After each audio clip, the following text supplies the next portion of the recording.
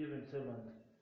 In this parable, he teaches us that sometimes we as human beings we want to be forgiven, yet we find it hard to forgive others.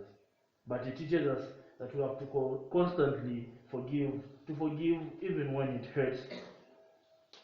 In the second reading, as if to sum it all, Paul reminds us that our lives are not ours. We have to represent Christ in whatever we do. And forgiveness is that thing that sets us different from the unbelievers. One person said, the best place you can ever be is the presence of God. Each day of our lives, my dear brothers and sisters, the way we carry ourselves should be a representation of that which we carry. So that even both in death and in life, we are Christ and people are able to see Christ in us. And so, my dear brothers and sisters, I invite you to reflect with me on the theme, I am forgiven and liberated.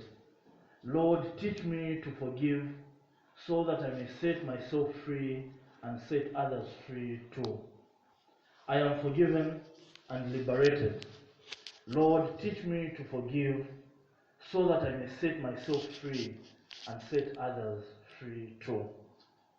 There is a saying that goes like, it is easier said than done.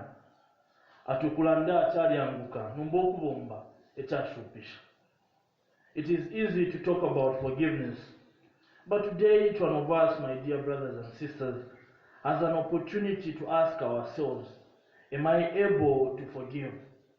Each one of us has an opportunity to go back into our hearts and to ask, who needs my forgiveness?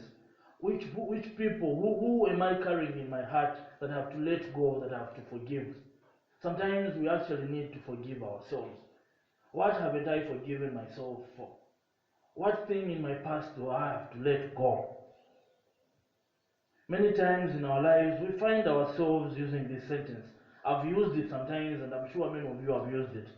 I will never forgive that person. Since I'm even in death.